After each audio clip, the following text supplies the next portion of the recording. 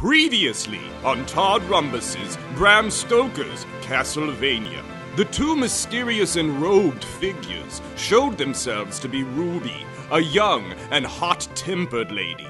Better pipe down and give us respect, Buster. You're in our place now. And Father Francis, the town's only remaining church guy. Maybe it is better to say that I know Clancy Belmont, your father. They brought Simon back to their crumbly church and gave him healing things. Father Francis then revealed his mission to Simon. But you will come up to this challenge. You must, or we are all a pile of dead. But Simon was a baby about it. I'm not able to defeat such a power. And it seemed like a sad night for all. So begins Episode 4 of Todd Rhombus's Bram Stoker's Castlevania.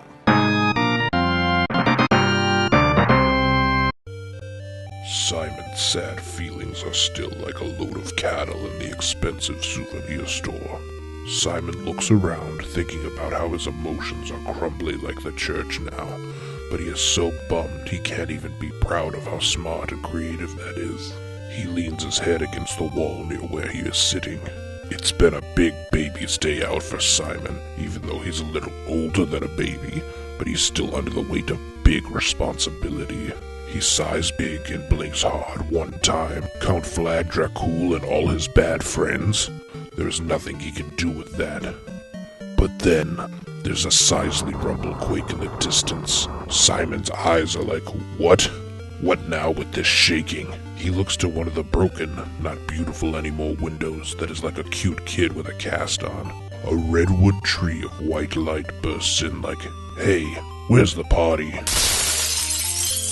Simon is amazed, but maybe annoyed too because he wanted to sleep, and now this. With instinct, Simon's hand goes to VK. A holy weapon cannot destroy a holy force, Simon Belmont. It destroys what I fling at it, you light.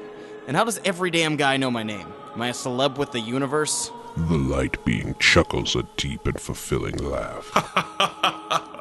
Simon, maybe you are a celebrity guy. What is the definition of your joking and your impolite visit, you thunder-voiced being? I've had a crappy day at the office. And crappy days to follow you, I am afraid. Simon whips his whip down. And what does that mean? Destroying Dracula and his monsters will be kind of a pain, don't you think? Which guy do you think I actually am? I will not be fighting any Draculas this today or any tomorrows. Tomorrows? Simon, you are able to choose a destiny, but there will be very few tomorrows if you do not take up your weapon as both your fathers command. All this speaking of my father, who are you to even mention that guy? And now you say my both fathers? I cannot deal with this madness. Well, you know the one father from your babyhood. He is Clancy Belmont, a pretty respected righteous fighter in my holy clique. The other father is one you have been taught to roll your eyes and be embarrassed of. He is your holy father. I'm more embarrassed for you, Light. I will not believe your crap or your try to trick me. I already talked to a real guy for the Lord named Francis, whose house you were trespassing in, and we both agreed that I can't even do this mission junk. I showed that I'm a useless toddler in battle with those undeads. Simon, you think the holy guy in charge picks heroes that have good abilities? But really he gives good abilities to heroes he picks. Simon is befuddled in the moment, but still doesn't want to listen to this light clown. Yeah, sounds like some real deep thought stuff, Light. So should I just keep calling you Light, or annoying preaching angel, or what? I am a secret agent of the Lord. There, my identity is safe. You can call me Jerome or Mr. Kitty. I do not care. Or we can not talk about dumb details and deal with the fact that, well, Simon, you're closer to death if you say no to your mission than if you cannonball straight into it. A few rumbles bother the church building. Simon looks around, then back to the light like, what do you speak of? Those evil forces that you fought at the town hall, they do not sleep as you do. I have not snoozed since before this crap started. Simon, even now you drift in a dream. Oh, hell no. Yep, pretty much. The rumble now jigs bigger and angrier. The power of this holy place is weak, and Dracula means to take you and your friends to an early dinner. If you wake and ignore your job and say you don't want to go to school because you're tired, you will be hunted severely, and they will totally kill you. But if you wake and whip the fools, whip them back into their evil source, then I can at least promise you a more righteous death than what got granted to your fellow townspeople. They were not my fellows. Prove it as such. The graves of this town are empty and evil creeps as you try to make this dumb decision. Simon looks around at the old stone walls that he can look at, but at the same time look through, and it's a bad news report. More skeletons, biting zombies, and bats plan to siege the castle, which is the church. As you can see, there are also bats. All my old friends. Yes, correct. Now will you hang the whip on an old coat rack? Or in a cubby hole in the back of the classroom? No. Awake, Simon! Awake! In Simon's blurry dream world, the evil eyes of his enemies are campfires of punishment, and they are close. But Simon also knows that these undeads are in real life too, and the time for baby napping is over. Simon's eyes launch open as VK flicks into his original whipping arm. And yes, those evil ones are close enough to kiss, or to whip. Simon's eyes get squinty with knowing what he has to do. Time to take your temperature, you rotten children. Simon feels the electric pain of his arm, but his muscly weapon still does as he commands without whining too much. It must have been the healing meat. Simon circles the whip over his head, and the enemies, with what little feeling they have, feel a fear oozing from the whip that looks like a scary snake above Simon's head. Simon has no time to count these jokers, so VK counts them for him. He takes the fast-moving bats first, 1, 2, 3, then looks to the skeleton, doing as the skeleton mare did before him, and winding up to fastball a bone. Simon has some luck, though, because these skeletons aren't so blabbery with words like the mare. Simon thinks of a strategy guide. He waits for the bone to launch, then he whips out to snag it.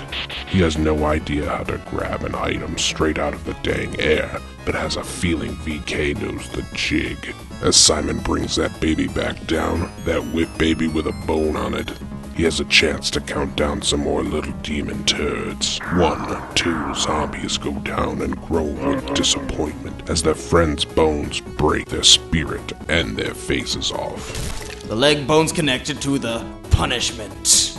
But Simon hasn't forgotten the guy who gave him this birthday gift, and he returns the favor. On second thought, this isn't my size. The skeleton goes down like a sack of yesterday's garbage. Guess he didn't have a gift receipt. Now Simon has a minute to confirm his troubles, and it's pretty big. More of the bats, zombs, and skellies are piling in like endless pancakes, and he knows he'll need help. Sister Ruby, Father Francis, awake and let's take out the trash. Simon keeps looking for a good path out, but he hears no shouts from his holy friends. It's a silence of super mystery and super darkness. The path to other parts of the church where they laid their heads the last night is clogged with undead debris. Simon wants to check on them, but the time to do it is swirling down the commode. I've got to run for it. It's a sad thing, but Simon starts to look for a self-rescue plan. His eyes grab onto a church bench, and he knows a good solution that will also be a badass action move. A line of villains zombie walk towards him, so Simon asks for a little holy guidance as he runs at the church bench. He gets low and pushes the bench up in a football move, even though Simon doesn't know what the heck football even is. The church bench gives a row of zombies a pretty painful hug, and they're like, well, guess we're dead. Again. LOL, but the way to the door is still a danger zone. Simon thinks fast and leaps at a stony statue of a lady holding a bowl. He knows these guys probably can't climb too great, and he could invent an escape from there. He takes his big jump, but goes just a smidgen too high. Simon lands on the unfriendly shoulders of the lady, and that lady is tipping over. Simon holds on tight, because this is gonna be a big stumble. The lady, who's probably a Holy Virgin Mary lady, goes back and forth a few times before falling and crashing hard. Simon is jutted some, but not hurt. Then there is some fire noise and zombie groaning. What the? He flicks his head around to see some zombies melting in a mean fire. A skeleton who doesn't know what's good for him walks up too, and the fire cyber-bullies that skelly to death. Whoa. Simon sees that this is going down where the statue lady's bowl fell. She was holding some of the holy water, and holy water is paradoxical, because it makes the unholy into fire. Simon skittles over to the bowl fast to see if the lady left him some more. Only a little. But just enough is the rest of his thought. Simon puts VK in his belt, which he can tell kind of pisses VK off. Sorry, VK, but you gotta trust me. VK loops in his belt slowly, but is still pouty. Simon dips his hand in the bowl and plays patty cake all over his clothes, face, hair, and arms. He can hear his enemies scraping their feet towards him. They are too dumb to know what's coming. When Simon has put every last bit of the water on himself, he stands up, all glistening. You can't touch this! The foolishest zombie reaches for Simon from behind. He's a sneaky one, but that guy's hand is a French fried finger before he can even know. Simon gets real scared as it happens, but then knows he's got this. He turns to that offensive zombie and puts his hand on his head. That guy melts in a gross way. A few more baddies walk up to try their skills, but they go back to evil hell in a hurry when Simon just touches them or they touch Simon. Even a bat and a few bones from those lowly bone-launching skellies hit him, but the holy water basically takes care of them in the air, and Simon just feels like he got hit with Cheetos or some other snack food. Then, two zombs grab his arms, and another struts in from the front, and it's a slow-mo moment. The zombie hands on Simon's arms sizzle real good, but hold on for the moment, so Simon pulls his head back and has a smirky look. Then he headbangs once, real good. That holy water from his hair flies at the zombie in front of him, and makes him a Swiss cheese you never want to eat. Right now, Vampire Killer is thinking, yeah, pretty good, kid. Simon pulls free because the holding zombies don't even have hands anymore. As incredible as this action scene is, Simon knows he can't take them all. He puts out his arms in front of him and runs towards the door. All those nerds in his way are toast, as the last droplets of the holy water on Simon take revenge of those lost souls. One last skeleton bone thrower stands in between Simon and the big door, so Simon opens his arm defense and gloriously chest bumps the skelly, who explodes because what else could he do? Simon also explodes, but through the door and into the cold outside. The evil minions trudge about in the building, still thirsty for Simon's blood. I don't know where my friends went or what, but I've got a speedboat away. It's too awful here. Simon, having both a tired feeling and an untiredness feeling, runs off to where he knows not. There is no safety place, just a bunch of darkness behind and in front of him. What a terrible night. As he runs and runs, his eyes go to the skyway in the distance. A spiky building that has never been there before claws into the sky like a Grinch hand. The moon lights it a little, but from behind some night clouds because the moon is nervous about the castle. This evil structure, is it? With all the excitement and worry and fear, Simon doesn't see the turtle trying to cross the road right in front of him, and when he sees it, he tries to not run over him. Simon goes into a head-on spin dive that is not too graceful or cool. He goes down hard. He is still looking at the building and can only see the black shadow in the sky, the place of super evil, and also his upcoming vacation spot. Simon can still hear the deadly gang back at the church coming for him, but his body is a jacked-up car. His hero eyes go dark. Fade to black.